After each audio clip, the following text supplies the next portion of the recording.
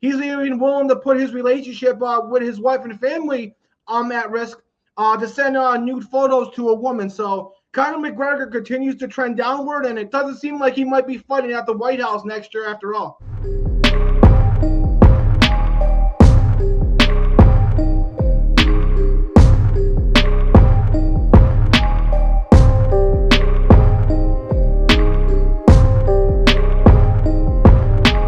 Welcome back, everyone. This is Bando and Anthony Balester. This is episode 121 of the MMA Outsiders. Thanks again for joining us, and happy Wednesday evening to you all. We have a packed show this week as we get closer and closer to the back half of the month of July, which means that the UFC events are beginning to ramp up a little bit in terms of star power and quality. So I'm excited to go through all of those with Anthony today. But before we get started, just wanted to go over a few quick reminders.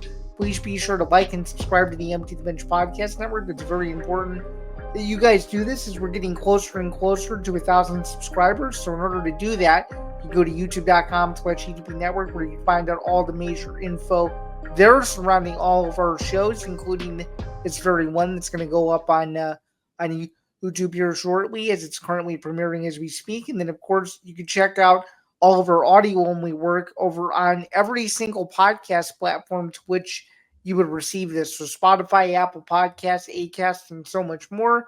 Then, of course, the MMA Outsiders is presented by Playback. Stay tuned for a message later on in the show to hear more about that. Of course, my name is Zain Bando. I'm a staff writer over at MMA Knockout. And of course, to my right is Anthony Balester. He's an ETB Sports podcaster. You've seen him on a lot of different shows. And he's also the co-host of the flagship show on this very network, ETB Sports, with Nick Morganson. Anthony, how are you today? I'm doing great. We got a great card to break down. There's a lot of stuff to talk about outside the UFC as well. We had a really excited UFC card that just passed, so we get to talk about that. So it's a great time, and it's a great week to do this show.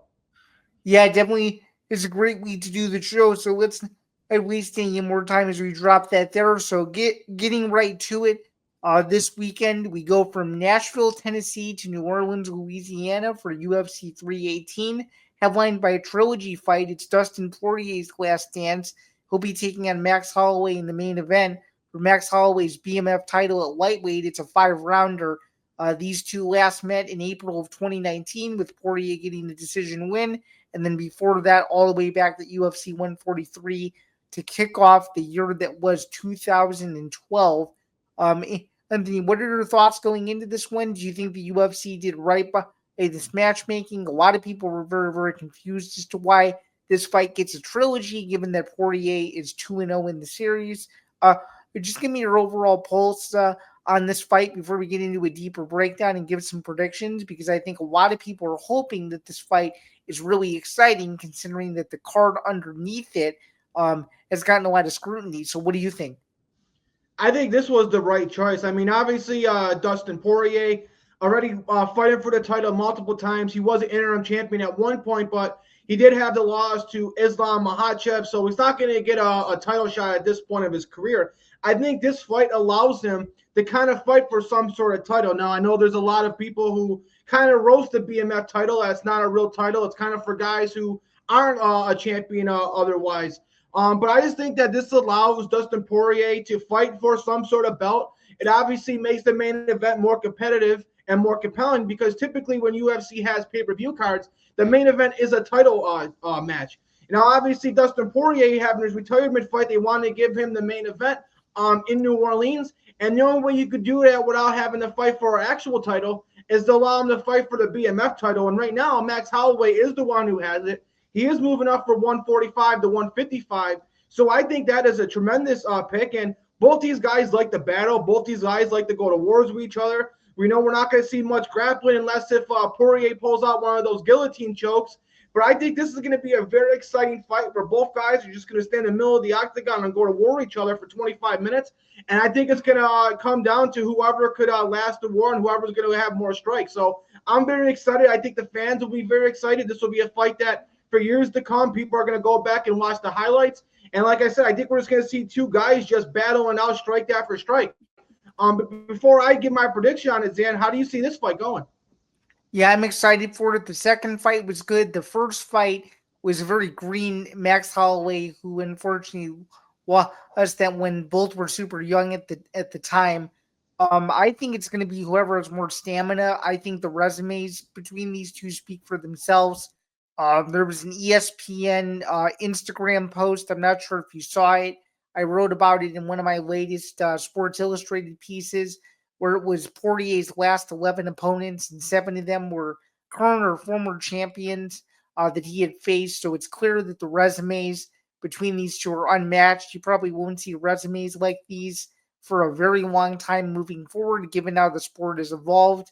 I just don't see how Poirier loses in his hometown, man. I think he wanted this fight or wanted a chance to win at home to end just a remarkable career. I mean, the only thing he never did was win a UFC undisputed title.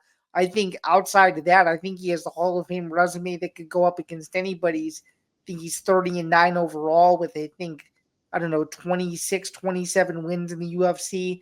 It might actually be 22 now that I think about it, but still, in any event, though, I mean, both guys are just awesome. Holloway said he has a few years left, so if he can get one on Poirier and it's a great fight, good for him to stay in the mix with whatever he wants to do, whether that's lightweight or featherweight. And of course, Holloway's only been knocked out once, and Poirier rarely, if ever, gets finished. So I'm excited for it. I like Poirier. I know that's not a popular pick, given how Poirier looked in his last outing. But I just feel like the hometown advantage is going to be gigantic. Obviously, Holloway's a stud. These two are going to go in the center of the octagon and just start throwing bombs. It's going to be a great fight. And again, this fight may not be the most top heavy card in the world. Again, as I just alluded to a few minutes ago, it may not be the strongest undercard, but you want to talk about essentially a one fight pay-per-view that everybody is looking forward to, I would say, on a stacked day and evening of combat sports. It's hard not to get any better than two guys that just have given it all on the line for the last decade plus, and I think it should be a great fight. So give me Poirier by split to win the BMF title, walk off into the sunset and do so in his home state of Louisiana in front of a sold out Smoothie King Center, where if you want tickets on the resale market, they're going for close to $1,000. So I think New Orleans did their job with making sure that they show out for UFC this weekend, and it should be a phenomenal scene when Dustin Poirier makes his final walk to the octagon, walking out first, which is a rarity for Poirier these days. But the UFC, he has to do what they have to do because technically there is a belt on the line, and Holloway is the rightful BMF champion after knocking out Justin Gaethje at UFC 300. So, I think this one's going to be great. And I like Poirier by split, but I could very well see this going either way. And I see a lot of people saying that there's going to be a finish. I just think it's going to be a knockdown, drag him out slugfest. What do you think? Yeah, Zan, you really can't go wrong picking either or, guys. This fight could definitely go either way. Dustin Poirier being in his retirement fight, it's definitely unfortunate. He's one of the OGs of the UFC. The guy has fought the best of the best. Not too many people have a better resume in terms of opponents they fought. And yeah, he was never the undisputed champion, but I really don't think that's a blemish on your career when you're fighting in a division where you had Khabib Nurmagomedov as a champion and Islam Makhachev as a champion as well. So the guys who've been champions have pretty much been unbeatable. And I think he's definitely going to go down as one of the all-time greats and definitely probably the greatest fighter of all time to not have an undisputed title.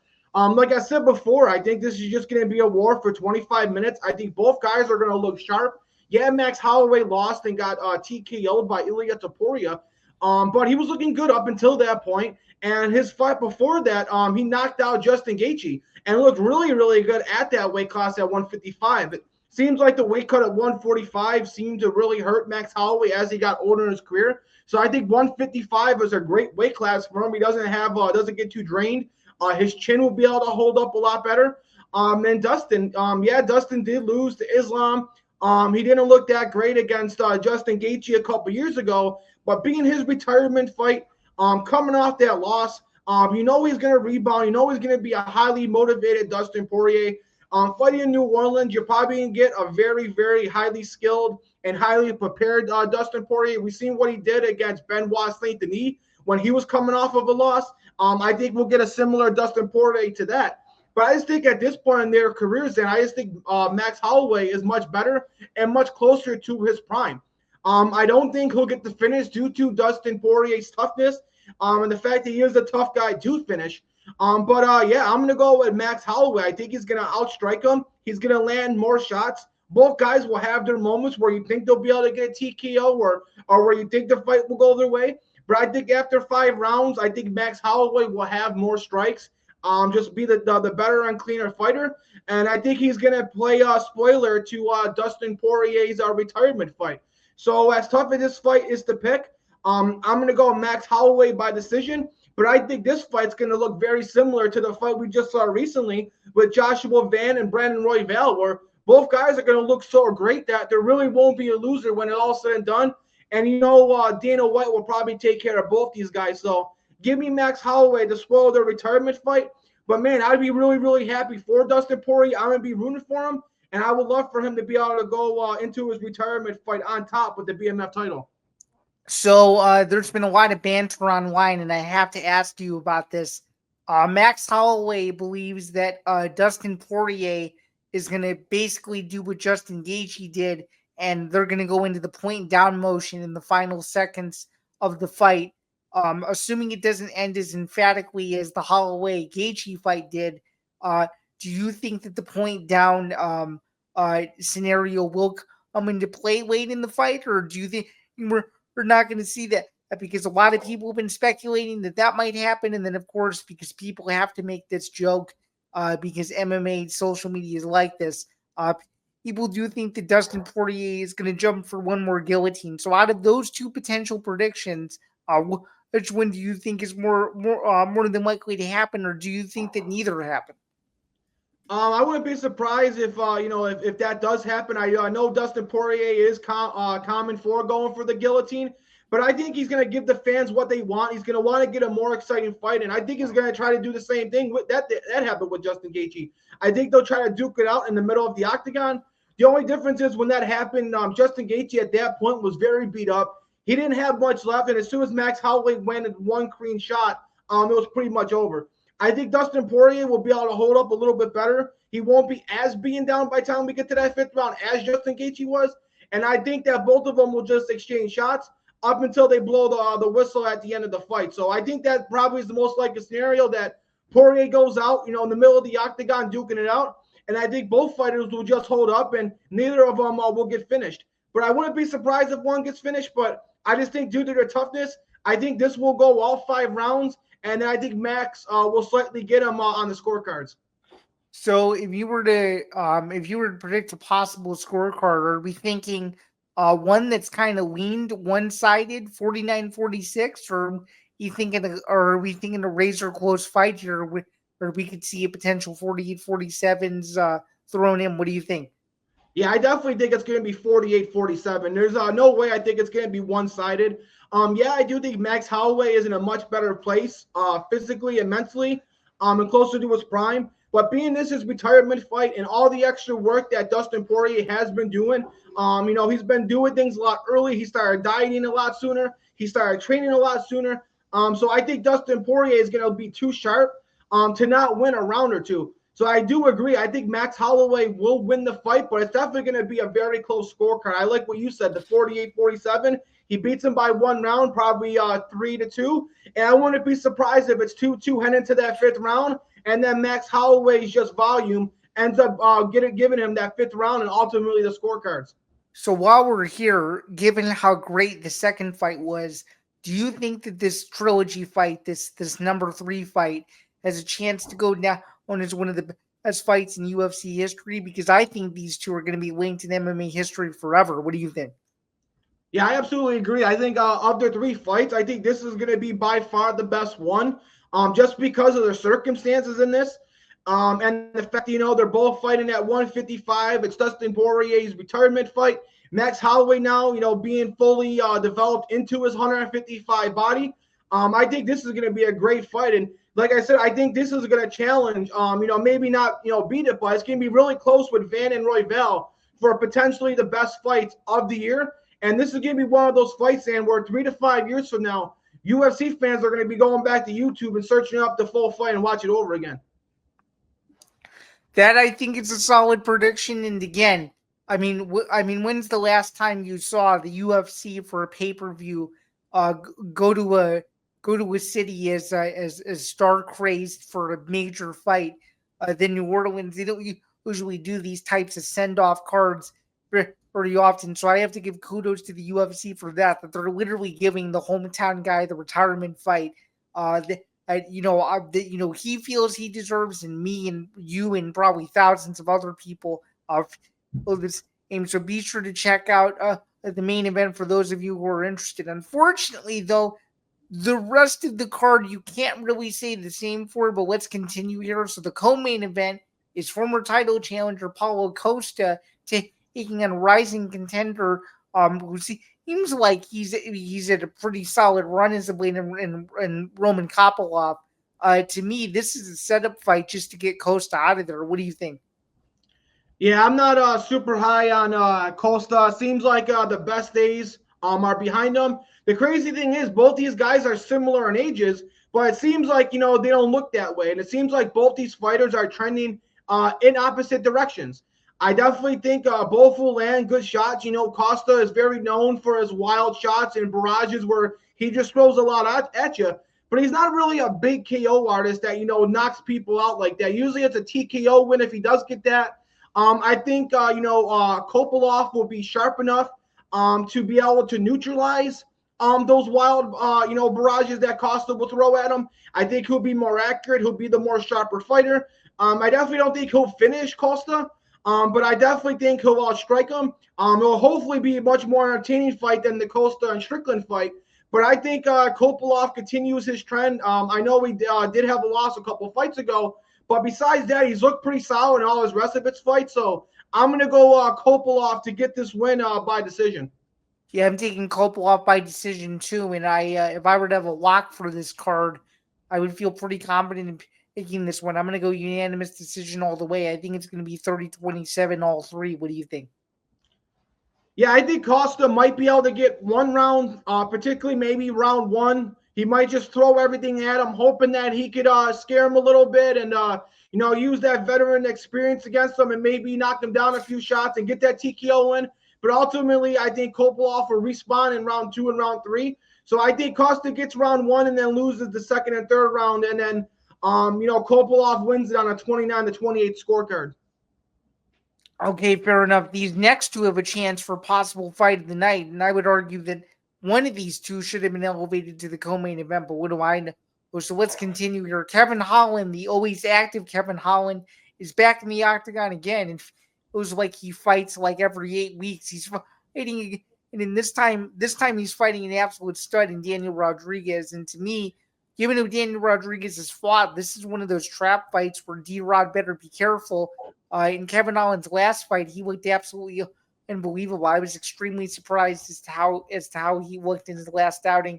And Rodriguez is always a fun fighter as well. Let's take a look at the tail of the tape on this one, because I think a lot of people are overlooking how good this fight actually is from a stylistic standpoint. So let's take a look. And speaking of taking a look, according to Tapology, 6 p.m. Eastern for the prelims, and then, of course, 10 p.m. Eastern for the pay-per-view.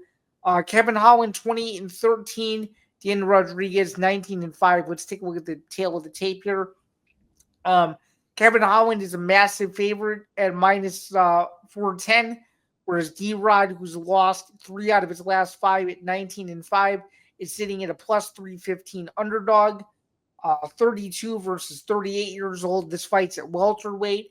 And according to Tapology, the Tapology community loves Kevin Holland to get this done. That's 96% to 4%. Do you think that Tapology is correct on this one, or do you think that we could see a possible upset where Kevin Holland is maybe overlooking D-Rod and D-Rod somehow pulls off another thrilling win? Because he has these once in a while where you go, oh, wow, I wasn't expecting that. I have a feeling that this could be one of those types of fights, but I really like Kevin Holland in this spot. What about you? Yeah, I'm not surprised at all by those percentages. I mean, the fights we're going to talk about, I mean, this is probably the one I'm most confident in. I'm definitely picking Kevin Holland. I mean, since him fully moving and committing to the 170-pound welterweight weight class, he's really been phenomenal. And while, Daniel Rodriguez is someone that you do have to respect, he does struggle when he faces these top-tier competition guys, where, Holland's been on a tear. This is the best version of himself. I think he's better at striking. I think he's better at grappling for sure. And I know Daniel Rodriguez has a good chin, but I think Holland's going to go in there and do just what he did in the last fight. I think he's going to go out there and get the submission win. And yeah, it's a quick turnaround, but quick turnarounds really don't affect Kevin Holland. It seems like he can just fight in every single pay-per-view fight card. So I'm going to go Holland to continue this tear at this weight class, and I'm going to go Kevin Holland to win by submission. Yeah, that seems like a solid pick there as well. So let's move on here. Patrico Pitbull looking for his first win in the UFC, taking on the always tough and always durable Dan Ige. This is another one of those fights where I feel should be higher up on the card. I would argue that this should be the co-main event. It's just my personal opinion. I think that this is a huge fight for both guys, and of course a huge step up in competition for Ige in fighting a former Bellator legend in Pitbull, who did not have a very good start to his UFC career, losing to Yair Rodriguez, who's now, I guess, realizing the benefits of beating a guy with such a name value as Pitbull. I don't see Pitbull going 0-2 here. I just think that he has more experience, and I think he'll be able to use his wrestling, and I think he won't have the same debut octagon jitters that he might have had a couple months ago in Miami. I think he gets it done. What do you think? Yeah, this was one I definitely went back and forth on. This is a very tough one to pick. I could see this one going either way. Yeah, Patrico Pitbull lost badly to Yair Rodriguez, but Yair Rodriguez is world class. He's one of the best in the world, and that's why he was an interim champion at one point. He fought Volkanovski for the undisputed title, and most likely might be fighting Alexander Volkanovski again someday for the featherweight championship. Patrico Pitbull, though, is older. He's coming off of losing 3 out of his last 4 fights. He lost before in the promotions before he got to the UFC. And yeah, he's 38 years old. Dan Ige, being the younger fighter, I think at this point, he's the faster striker. Yeah, Pitbull could probably smother him and beat him on the ground. But I just really didn't like how Patrico Pitbull looked in his last matchup. Yeah, I think he'll look better going up against a guy much lower down the ranks. But I think Dan Ige is going to go in there and surprise some people. And I'm going to take Ige to win by decision. I think he'll be able to keep this fight on the feet and just be the sharper striker. Okay, so we disagree on this one for sure, but I could see you very well being right, considering that your UFC predictions have killed it lately. So I could see you getting this one. Okay, let's move on now. We have the always experienced Michael Johnson taking on Daniel Zellhuber. To me, I think this is another one of those scenarios where Johnson's up there in age. He's been in the UFC probably a little bit too long. Huge step up in competition for Zellhuber. I think he delivers a highlight reel finish. What do you think? Yeah, I absolutely agree with you, Zain, on this one. I know Zellhuber did lose in a split, but he lost to a rematch, who's a really good fighter as well. And he is a very promising upcoming prospect who I think is just starting to scratch the surface of his prime. Michael Johnson, who's a very competitive fighter as well, like you stated, being 39 years old. Yeah, he's won his last 2 fights, but they really weren't the guys you would consider as highly skilled guys or very impressive opponents. So I think, just like you said, I think Zellhuber is going to go in there, and I think he's going to land something big. And I think he's going to go out there and get the TKO win. So give me Zellhuber as well.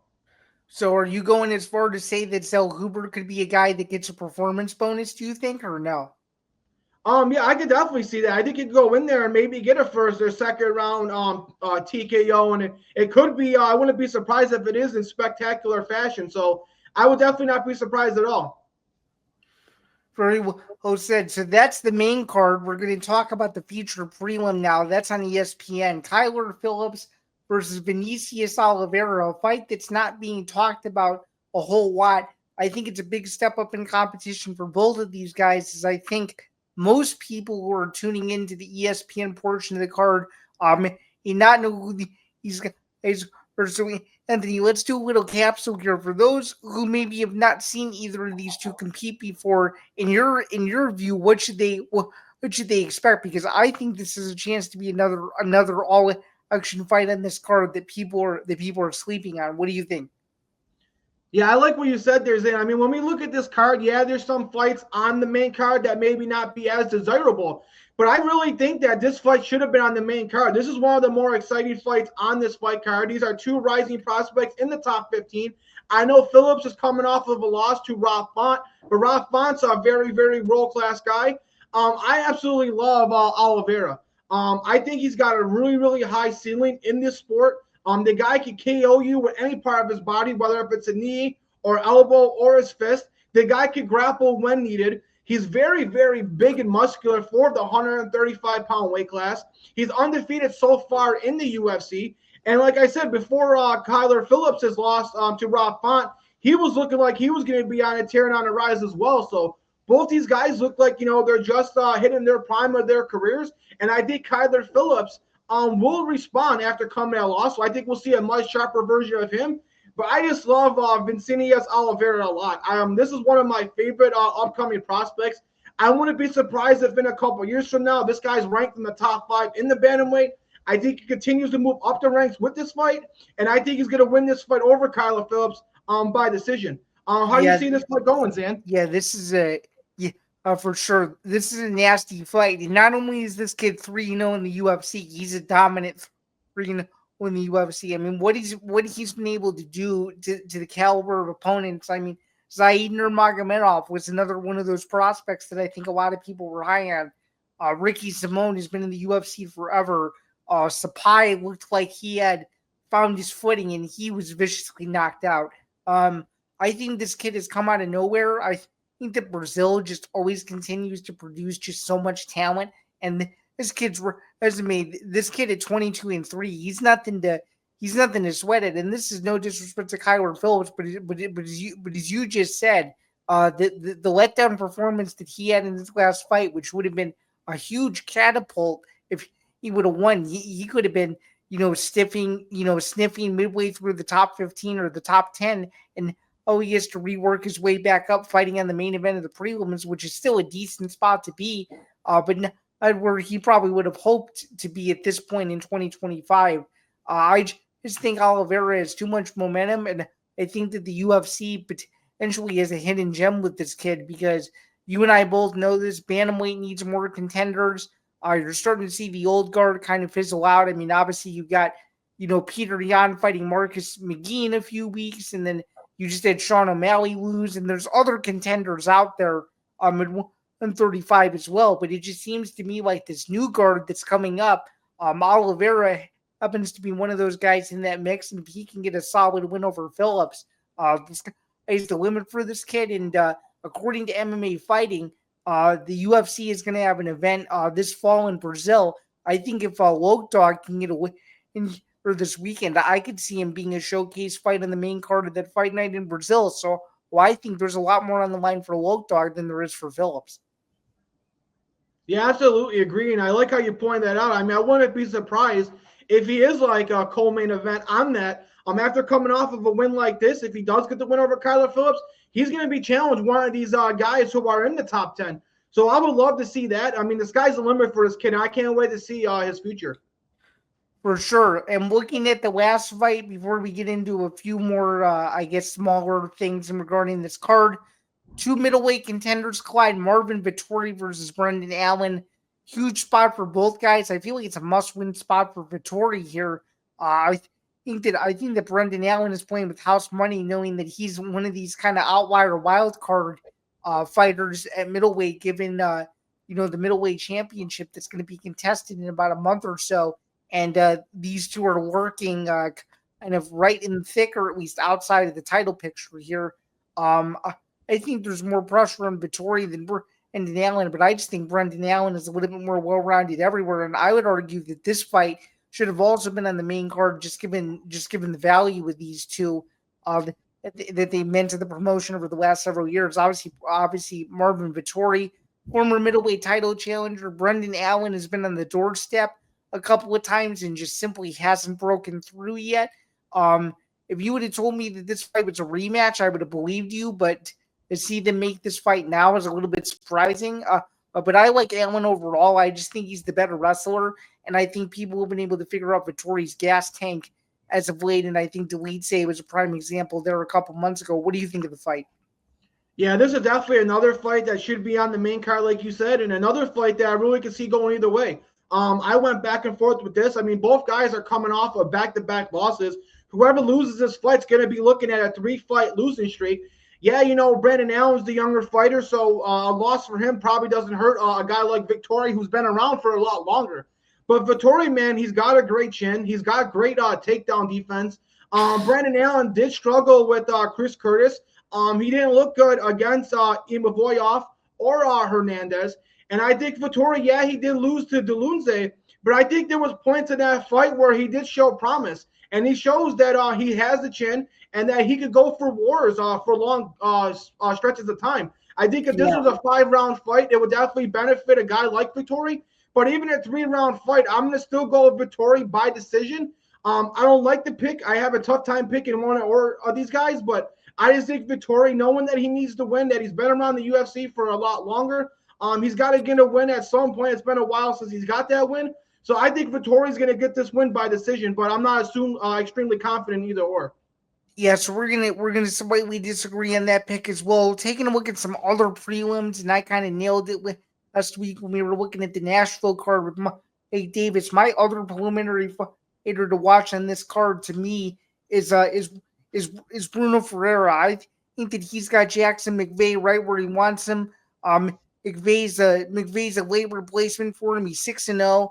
I don't think his resume going into the UFC is very good, and I think that Ferreira is the perfect guy to welcome him to the UFC to kind of show him like, hey, this is the big leagues now, and you got to step up. And I actually see Ferreira getting a very, very impressive finish. So that's the other preliminary fighter that I'm looking at. Is there a preliminary fighter that you're interested in? Yeah, that's so funny, Zan. We must be thinking alike because that's exactly the guy that I gravitated towards was Bruno Ferreira. I mean, that guy is very, very exciting. And seeing him going up against the undefeated McVeigh, I think he's probably going to get the win pretty easily, even though McVeigh is undefeated. I think that's a lot to ask for going up against a guy like Bruno Ferreira. I think he's got tremendous potential. I know he did lose not too long ago, but I still think the sky's the limit. Still think he's a fighter that's still improving with each and every fight. So I'm very excited to see that. I'm also one other fight I'll mention is the heavyweight fight between Ryan Spann and Brzezinski. Two guys who aren't top 15 guys, but probably our top 25 guys. And now I think both those guys are coming off of a loss. Both those guys are going to want to go out there and not be losing back-to-back and be on a 2-fight win streak. So I think we'll see the best of both those guys, and hopefully we see a very, very exciting knockout in the heavyweight division. So those are two fights that stand out to me.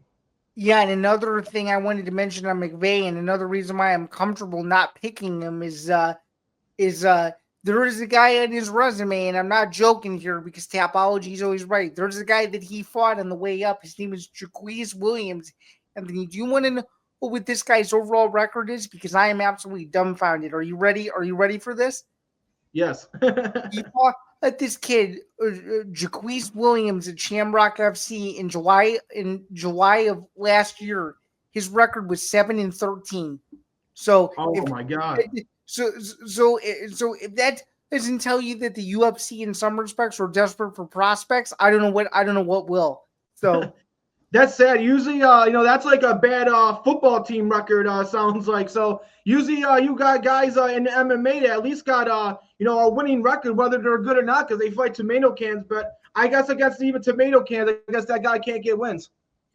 Apparently not. So that's gonna close it out for UFC 318. But before we get to our UFC Fight Night Nashville reaction from last week, we're gonna take a quick time out to hear a message from our friends over at Playback, and we will be right back to finish the second half of the show. So we'll see you guys soon. All right, just want to do a quick time out in the middle of the show to remind you guys that the MMA Outsiders is presented by Playback, and I teased that there was something a little bit earlier in the show, but now without further ado, here we go. Presented by Playback, watching sports is more fun with others, but we spend too much of our time watching alone. Playback is a virtual space where communities can stream live sports together with everyone perfectly synced up. Readers can hop on stage, deliver their own play-by-play analysis and commentary, and invite viewers up for Q&A. Playback makes watching sports fully interactive and a social experience. From playing fantasy sports, repping your favorite players and teams, and watching with the commentators and communities you care about. Win or lose, sports are best enjoyed together. Join our community by going to playback.tv/ETB Network to find out more, including our live stream schedule. You won't regret it. All right. Thanks all. Thanks again and again. The MMA Outsiders is presented by Playback. Be sure to check out all of our content over at playback.tv/ETB Network. So with that out of the way, let's continue on. That was UFC 318. We've given our predictions for the entire main card and select prelims. You'll get the full lineup of predictions on the day of the event. But we're going to move on now to this past weekend's card, which was UFC Fight Night from Nashville, Tennessee at Bridgestone Arena. And this Fight Night card was actually one of the most entertaining Fight Night cards in recent memory. And you actually did quite well on this card. I went 7-5. You went 9-3. And you hit some of the major winners. How did you feel overall about your card this past weekend? And how do you feel about getting to 70 wins so far? Yeah, I was pretty stunned. I mean, UFC is the hardest sport to predict. You know, obviously I did go 9-3, but I wouldn't be surprised if I go 0-12 or 0-13 this week. I mean, that's just how this sport works. I guess I've been on a lucky trend lately. It'll come to an end. That's just how the sport works. But in terms of the fights, and the fights were very, very exciting. You were right about Derek Lewis getting the KO win. Yeah, at first I thought it was an early stoppage, but when you really look at it, I mean, Taliesin had to use the fence to get up. If he didn't grab that fence, there was no way he was getting up. It was going to end in a TKO. And what is the referee supposed to do? He's not going to stop the fight and prevent Derek Lewis from getting the TKO win just to take a point away for grabbing the fence. So I think the referee made the right decision. Derek Lewis, man, not only is he an exciting fighter that can knock you out with just one touch, he's a very funny and entertaining guy that's always going to sell out and always be an exciting fighter. I mean, the guy's on the phone with Donald Trump, so I love the fact that Derek Lewis can continue to win, because as long as he's getting a knockout here and there, the UFC is going to continue to promote him and have him in the promotion. So it was nice to see that. Some other things that stood out was Steve Garcia. He looked really sharp. Yeah, he didn't get the TKO win over against a really gritty Calvin Kattar, who's a guy that doesn't really get finished, but all the rounds in that fight, Steve Garcia pretty much won and looked sharp and was dicing him up throughout the whole fight. And then finally, I thought Bonfim looked pretty good. I know Wonder Boy had his moments later in the fight. I mean, he showed tremendous toughness. I mean, he had a huge gash in his calf from that leg kick. He was still throwing kicks and looked like he may have been able to finish, landing a kick to the head. So he showed tremendous toughness. But I definitely think the scorecards were right. I think Bonfim definitely was the better fighter. But man, Zan, there was just so many finishes and so many exciting moments on this card. Yeah, there definitely was. I mean, it even started with the first fight of the night, a brutal head kick from Klein to start the night off, and there were definitely some exciting finishes for sure. But yeah, Derek Lewis stole the show at the end of the night, and to beat Taliesin Teixeira in the way that he did to hand Teixeira's first loss was hugely surprising. I knew that he would knock him out. I didn't know it would only take him 35 seconds. And you want to know a fun fact? Taliesin Teixeira's UFC debut, even though he won, was also 35 seconds. So I don't know if that's karma or what, but I found that to be very, very, very interesting. I'm like, wait a minute, we've seen this movie before. What's going on here? Yeah, that's definitely a crazy coincidence. But I think, like Derek Lewis said, I mean, he was talking crap to him, so he was very pissed off and wanted to go on and get this win. That's why he reacted after getting the win. Basically, telling Teixeira to basically suck it. And he's right. I mean, being 25 years old in a main event, going up against a guy like Derek Lewis, I mean, that's a lot to ask for from a 25-year-old kid. For sure. And Derek Lewis remaining atop the UFC knockout standings with 16 TKOs. Where do you think he fits into the title picture? Because I actually think that he's potentially one fight away from getting a title shot. And I actually think if the UFC goes the route that I think they're going to go, I think the fight that makes the most sense is to do him versus Thomas Almeida in the number one contender fight. What do you think? Yeah, I think there's definitely a couple ways to do it, but I agree. He's definitely one fight away. I mean, we know with the heavyweight division, there's not a lot of contenders, and these guys seem to go back and forth with each other. So I think any guy who's ranked in the top 10 of the heavyweights is always 2 fights away from winning it.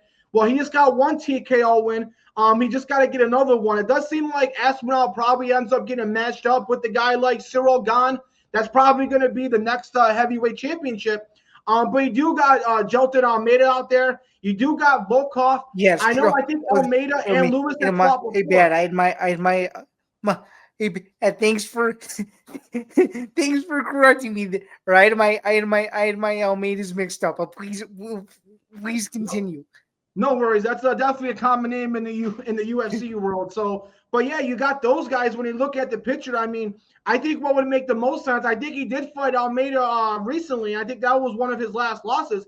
I would like to see Derek Lewis go up against a guy like Volkov. Volkov's a guy who's very, very technical with his strikes.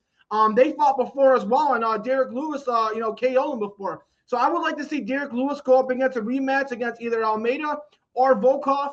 And if Lewis could get that win, I could definitely see him fighting whoever wins between Aspinall and Cyril Gane next year. And Lewis being a fan favorite, a guy that's very entertaining and very exciting, he's definitely going to get pushed up the ranks a lot sooner than some other fighters. And the heavyweight division is just desperate for guys like that.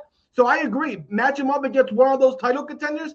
And if he wins that fight, I would love to see him against Aspinall because he's one of the few heavyweights that's ranked that Aspinall hasn't fought. And what an exciting fight that would be because all he's got to do is touch Aspinall, and Aspinall's down for it. But Aspinall's explosive and fast and can grapple as well. That's a really great matchup stylistically. Yeah, it's a great matchup for sure. And I'm just trying to think as to who Taliesin Teixeira could fight next, given that he's more than likely going to drop in the rankings. Well, he will by the time this comes out. As we're recording this, the rankings haven't been updated. But I feel like Teixeira takes some time off. He maybe fights on that Brazil card, but I would say we don't see him until early 2026. What do you think? Yeah, and I could definitely see, him being 25 years old. I think maybe they pushed him too fast, too soon. I think they take a step back, and I wouldn't be surprised if he fights a guy who's not even ranked, the guy who's just outside the rankings, or maybe they match him up against a guy like Shamil Gaziev. I wouldn't mind that matchup as well, but I would like them to take it slow. He's one of the younger heavyweights on the roster, so I would like to see him fight someone just outside the rankings, build up his confidence up, and then maybe a year from now we see him fighting a top 15 guy again. Well, so overall, how would you grade this card on a scale from 1 to 10? And do you think this surpasses as the best fight night card of the year so far? What do you think? Yeah, off the top of my head, it's definitely got to be one of the top, if not the best fight night cards of the year. And in terms of grading on a scale of 1 to 10 on just fight night cards, it's definitely got to be around an 8 or a 9 out of 10 in terms of just fight nights. I mean, we see a lot of lackluster fight nights over the years, because the UFC has to promote so many fights each week. Not every fight card could be this entertaining. And this one definitely delivered, and I would probably give it an 8.5 out of 10. How about you? Yeah, I would say more like an 8.8 and 9. I mean, I think the main card delivered for the most part. The Thompson-Bonfim fight, as you said, was very close. A lot of people thought Thompson won. I was kind of indifferent about it. I think Wonder Boy, I'm sure you would agree to an extent that Wonder Boy needed to finish in the third round and he couldn't get it. That's kind of how I saw that fight. I don't think Thompson was as aggressive as he needed to be. And then, of course, as we just alluded to for the last little bit, Derek Lewis stole the show. And again, as people like to say in this business, if you will, this term is overused a lot, but fraud checks. I don't think that Teixeira was fraud checked. I just think he lost to a guy that's been a UFC mainstay for a decade plus and happens to have a lot of knockout power. And I think Teixeira probably underestimated Derek Lewis still has it. If Derek Lewis can knock out Rodrigo Nascimento, and if Derek Lewis can knock out Taliesin Teixeira, there's a good chance that he could really knock out anybody. And again, as you just alluded to, I think a fight between him and Aspinall is absolutely fascinating. And I know it's not the fight that everybody wants to see, but I think Derek Lewis is down to fight him. He said it publicly in interviews this week, and that's a fight before he retires. I would love to see, because I actually think that he would give Aspinall problems, and I know that a lot of people think that Aspinall might run through him, but I think that Derek Lewis's left hand is as nasty as ever, and I think a fight between him and Aspinall would be very, very interesting. For sure. And speaking of heavyweights, we're going to move over to boxing now. A major rematch. Alexander Usyk versus Daniel Dubois, taking place during the day on DAZN pay-per-view. Did this fight go similarly to the first one, or do you think that Daniel Dubois has some tricks up his sleeve? Because I feel like as long as Usyk doesn't make a mistake, I think he'll coast in this fight. What do you think? Yeah, I agree. I think Dubois is going to look better and much sharper. He's definitely a much more improved fighter since the last time these two guys fought. But, man, Usyk, after beating Tyson Fury back-to-back, I mean, those two guys were a 1A, 1B for the best heavyweight in the world. And for him to go out there and beat Tyson Fury back-to-back fights like he did, it's just, right now it's Usyk's world, and we're all just living it right now. I mean, he's a smaller heavyweight, but with his technique and with his speed, no one can beat him. And I just think until it happens, I can't pick anyone against him. The guy is on a tear, and I think he goes out and wins this fight. He doesn't probably KO him, but I think he wins this fight on the scorecards.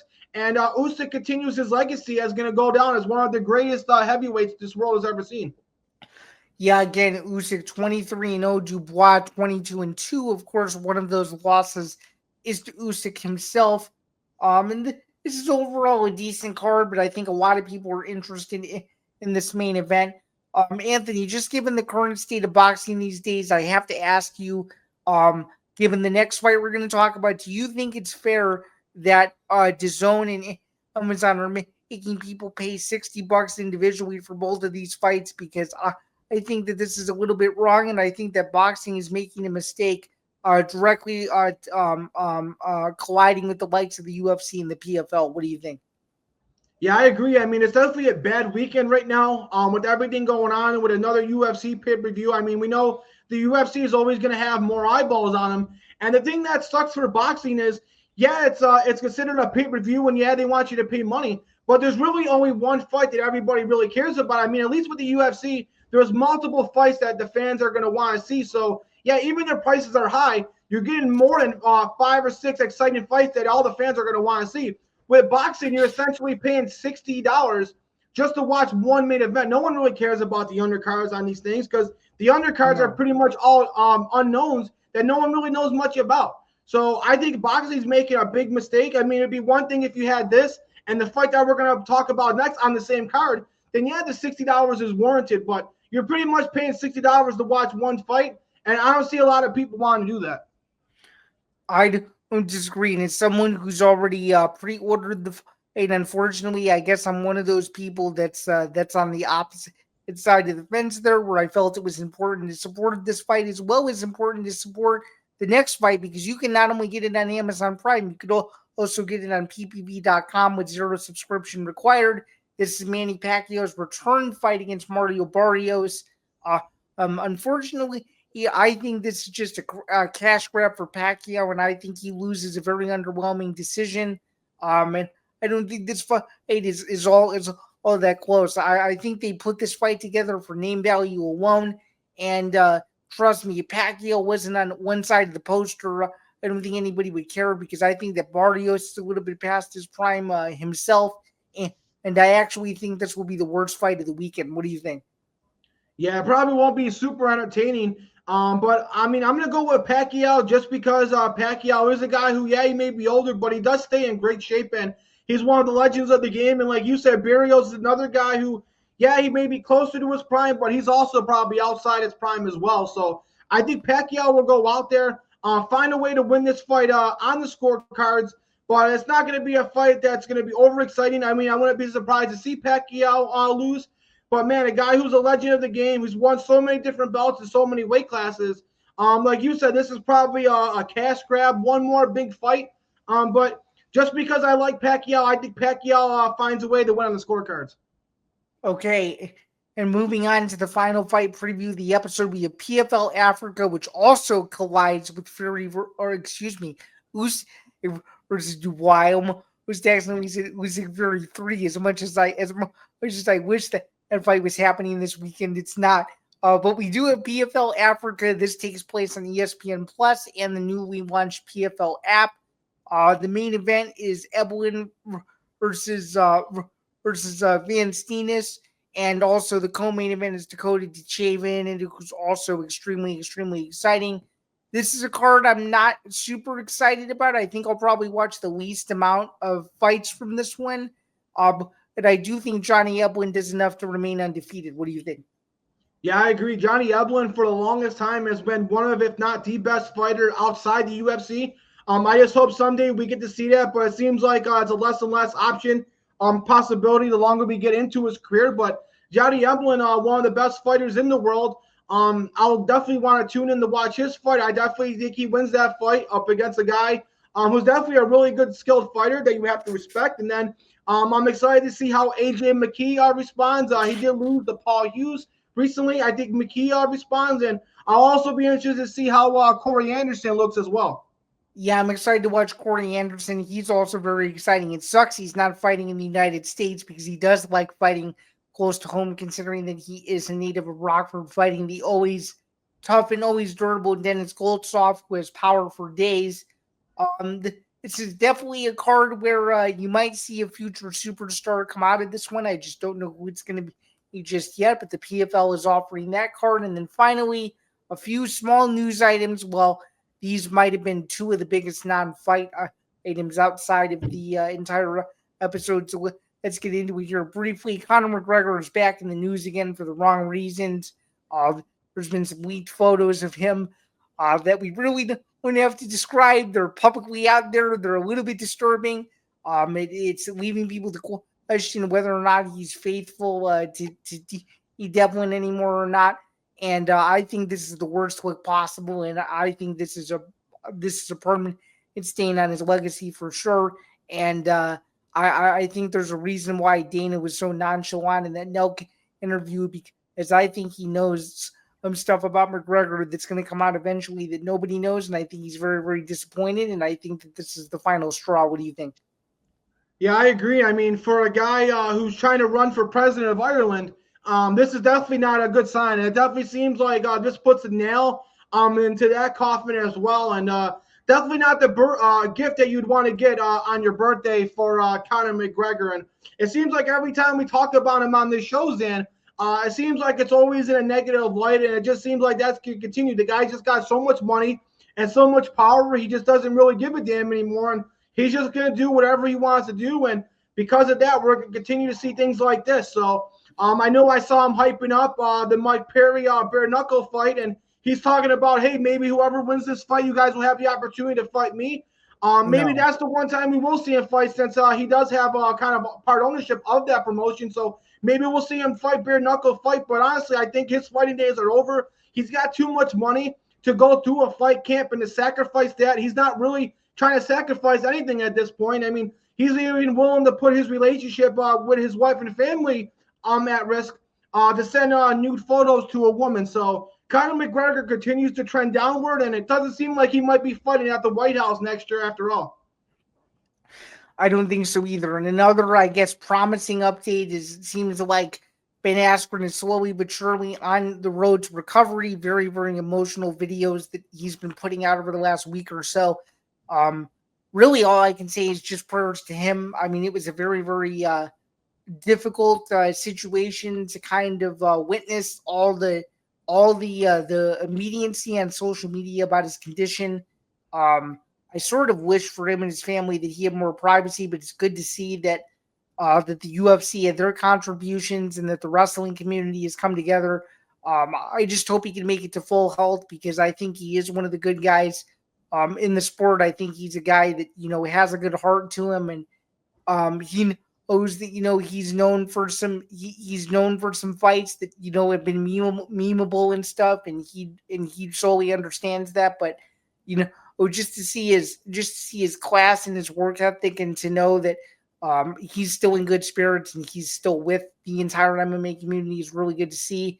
It just sucks that he lost so much weight from his procedure. I felt really bad to see him in that state, but it's good to know that he's as vocal with the fans as he can be. I just wish, for his sake, that they get some privacy for now, and maybe in a few months we get the update that we're waiting to hear, which is that he's back to full health. Personally, I'm one of those people where, even though I'm in support of all the media attention he's getting, I just feel like from his perspective, I feel like privacy is the most important thing at the moment, and hopefully he ends up getting it here soon. And I just think it's really cool how close the community has gotten to supporting him, and hopefully he makes it back to full health soon, because what he went through with staph infection, which turned into pneumonia, was very, very serious. And a lot of people didn't know if he was going to make it for a bit. And given how young he is, it would have been really tragic. But to know that he's okay and he's on the road back to full health, I just hope he ends up being okay eventually. And it was good to see him put out that video, because it was the first time he had broken his silence since the entire ordeal. And as I just alluded to, I hope he's okay. And for the sake of everybody around him and for the sake of the wrestling community, the community deserves some good news as of late. And to see that he's doing the best he can was a very, very good sign. Yeah, that's very well said, Zain. I couldn't have said it any better than you. Like you said, with all the media attention, you definitely want him to get more privacy. And it was definitely nice to have him come out with his own video, giving us a very positive update. I mean, that's all we can pray for and hope for at this time. And I'm glad that Jake Paul was able to go out and help him out financially. I know Dana White does keep everything secretive. He doesn't report stuff like that. But after having his press conference and being asked about it, he announced that he helped out the family as well. So I'm glad that the Ben Askren family is getting the help that they need financially and emotionally. And I'm glad that he's on the road to recovery. And I just hope that we just continue to trend positively as well. For sure. And that is a great way to cap off the show. And this has been the MMA Outsiders episode 121. Just a few quick reminders before we get out of here. Please be sure to listen to the MMA Outsiders podcast. It's very, very much appreciated. And for those of you who are listening on the audio-only side, be sure to go back over to YouTube. You can do so, youtube.com/ETV Network. And, of course, once you subscribe, hit the notification bell. That way you don't miss any new episodes of this show or any of the shows across the network. And with that said, Anthony, do you have any final thoughts before we get out of here and we let the combat sports community at large get on with the rest of their week? Yeah, I just got to say, it's a great week to be a fight fan. I just hope all you fans be able to tune in and watch the great fight card. I think the Max Holloway fight and Dustin Poirier, it's not the typical title fight that we get on a UFC pay-per-view, but it's going to be a very entertaining fight and probably deliver a lot better than some of these other title fights that we have seen. So it may not be the title fight that we like, but it's the title fight that we deserve. So definitely make sure to stay tuned and watch it, because it's going to be a very exciting fight, potential fight of the year. Absolutely. We will be back with episode 122 next week to recap it all and so much more. But until then, I'm Zain Bando. He's Anthony Balester. Have a great rest of your week, everyone, and we will see you guys soon. Have a good one.